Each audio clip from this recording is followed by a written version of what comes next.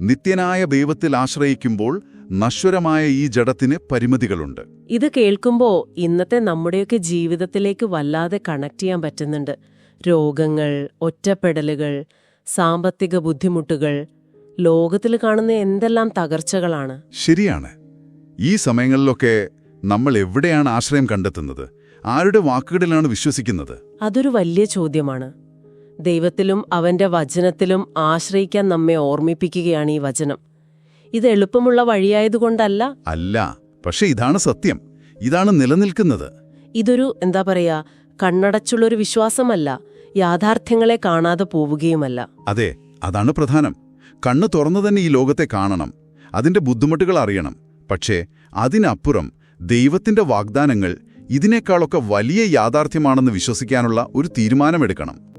ആ ഒരു തെരഞ്ഞെടുപ്പ്, നമ്മുടെ ഭയങ്ങളെക്കാൾ വലുതാണ് ദൈവത്തിന്റെ വാഗ്ദാനങ്ങൾ എന്ന ഉറച്ച വിശ്വാസം. അതെ, ആ വിശ്വാസമാണ് നമ്മെ നടത്തേണ്ടത്.